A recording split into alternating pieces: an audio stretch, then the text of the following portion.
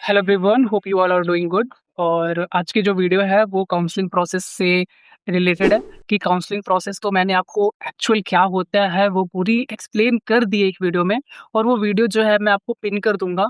अगर आपने नहीं देखा है तो आप जाकर के उसको देख सकते हो। और अगर आपने अभी तक मुझे इंस्टाग्राम पे फॉलो नहीं किया है तो आप फॉलो कर लो। आपको लिंक जो है वो डिस्क्रिप्शन में मिल जाएगा, कमेंट्स में मैं पिन कर दूंगा, या फिर आप स्क्रीन पे देख सकते हो। अब देखो, कल आपका रिजल्ट आने के चांसेस हैं।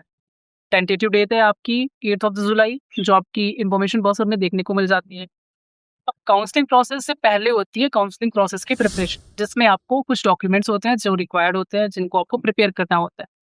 डॉक्यूमेंट्स आपके कुछ ओरिजिनल फॉर्मेट में सबमिट होते हैं, कुछ आपकी फुल कॉपी सबमिट होती हैं, कुछ आपको रिजल्ट आने से पहले कलेक्ट करने होते हैं, कुछ आपको रिजल्ट्स आने के बाद वेबसाइट पे आपको मिलती है, वहां से आपको प्रिंट निकालना होता है। ये सारी चीज़ें बहुत ही अच्छे से इस वीडियो में मैं आपको एक्सप्लेन करने जा रहा हूँ। तो अगर आपने डॉक्यूमेंट्स रिक्वायर्ड कहीं और भी देखे हैं, तो इस वीडियो को स्किप मत करना, क्योंकि इतने डेप्थ में, इतनी डिटेल में, इतने अच्छे तरीके से कोई नहीं बताएगा, ठीक है ना? चलो, सबसे पहले हम बात कर लेते हैं कि ओरिजिनल फॉर्मेट में कौन-कौन से डॉक्यूमेंट्स जो हैं वो रिक्वायर्ड होते हैं। सबसे पहले आपकी स्टूडेंट कॉपी होती है, जो एडमिट कार्ड की स्टूडेंट कॉपी आपको एग्ज़ाम में आपको रिटर्न की गई होती है। इन्विजिलेटर जिस पे अपना सिग्नेचर किया हुआ होता है, वो आपको अपने पास रखना है सँभाल के। उसके बाद आती है आपकी 10th की मार्कशीट, ये भी ओरिजिनल फॉर्मेट में सबमिट होती है, क्योंकि ये आपकी डेट ऑफ बर्थ की प्रूफ होती है। इसके बाद आता है आपका 12th की मार्कशीट और उसका सर्टिफिकेट, वो भी ओरिजिनल फॉर्मेट में। आपकी transfer certificate, character certificate, migration certificate board से मिलता है। तो वो सारी चीज़ें जो आपको स्कूल प्रोवाइड कर ही देते हैं, वो सारी ओरिजिनल फॉर्मेट में सबमिट होती है। इसके बाद आपकी कैटेगरी सर्टिफिकेट, अगर आप किसी कैटेगरी से बिलोंग करते हो, आपने फॉर्म में फिल किया हुआ है, ओबीसी, एससी, एसटी, ईडब्ल्यूएस, वो कैटेगरी सर्टिफिकेट आपको रिक्वायर्ड होता है। नेशनल लेवल के बने हुए सर्टिफिकेट रिक्वायर्ड होते हैं, ठीक है? अगर आपका स्टेट बना हुआ है, तब भी आप लेकर के जाना। अगर उनको नेशनल चाहिए होगा, तो वो आपको टाइम देंगे कि आप इसको नेशनल में अपग्रेड कराओ और फिर सबमिट करो, ठीक है? इसके बाद आती है आपकी गैप सर्टिफिकेट।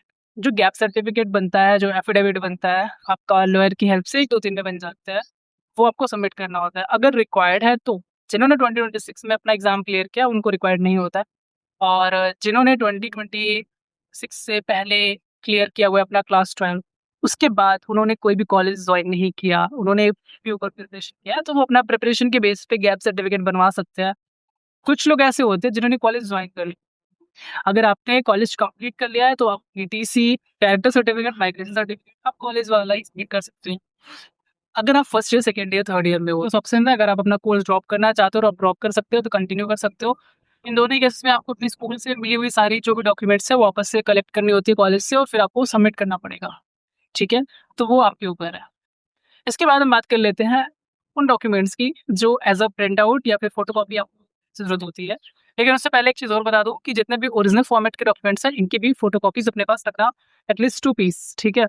और आपकी पासपोर्ट साइज़ फोटोग्राफ भी इम्पोर्टेंट है, तो आप 4 piece of passport size photograph अपने पास रखना, ठीक है? इसके बाद अब बात कर लेते हैं कि जो फोटोकॉपीज़ या प्रिंट आउट है, वो किस-किस के चाहिए। पहला है आपका एप्लीकेशन फॉर्म का प्रिंट आउट। उसके बाद आता है रिजल्ट, रिजल्ट आ रहा है आपका, वो रैंक कार्ड बनता है, उस रैंक कार्ड का प्रिंट आउट। उसके बाद आप काउंसलिंग अटेंड करते हो फर्स्ट राउंड की, जिसमें आपकी चॉइस फिलिंग आती है, तो चॉइस फिल जो करते हो उसका जो पेज है वो प्रिंट आउट निकाल लेना है। उसके बाद अगर आपको सीट अलॉट हो गया तो सीट अलॉटमेंट का लेटर आता है। कब आता है? जब आप 10,000 पे कर लेते हो और फ्रीज कर लेते हो, तो आपको वो 10,000 जो पेमेंट करते हो उसका रिसिप्ट चाहिए होता है। आपको फ्रीज़ किया है, आपको उसका भी आपका प्रिंट आउट निकलता है, सब वेबसाइट पे मिल जाता है। आपको वहाँ से उसको डाउनलोड करके प्रिंट निकालना होता है, और उसके बाद आपका सीट अलॉटमेंट लेटर का भी प्रिंट आउट निकाल लेता है, जिसमें आपका डेट ऑफ डॉक्यूमेंट वेरिफिकेशन दिया होता है कि कब आपको उस कॉलेज से जाके डॉक्यूमेंट को वेरीफाइज़ कराना है, ठीक है? तो यही सारे डॉक्यूमेंट्स हैं जो रिक्वायर्ड होते हैं। अब बात कर लेता हूँ मैं जिसकी बात नहीं की अभी तक, वो है मेडिकल फिटनेस सर्टिफिकेट। अब देखो, जब आपकी काउंसलिंग शुरू होगी ना, तो आपको वेबसाइट पे एक एनेक्चर टाइप का पीडीएफ देखने को मिलेगा, और उसमें आपको डिफरेंट डिफरेंट और भी डॉक्यूमेंट्स जो होंगे वो दिए जाएँगे, जिनका आपको प्रिंट आउट निकलवाना होगा। जैसे आपका उसमें बायोडाटा आता है, आपका कुछ अंडरटेकिंग के फॉर्म होते हैं, जिसको फिल करना होता है, और साथ ही साथ उसमें आपका मेडिकल फिटनेस सर्टिफिकेट भी आता है, का एक फॉर्मेट, सॉरी। तो उसका जो फॉर्मेट होता है ना मेडिकल फिटनेस सर्टिफिकेट का, जब वो आ जाएगा उसके बाद आप बनवाने जाना, ठीक है ना? मतलब government medical college, medical hospital में ही जाओगे तभी आपका वो एक्सेप्ट होता है, क्योंकि आपको चीफ मेडिकल ऑफिसर का सिग्नेचर चाहिए होता है, ठीक है ना?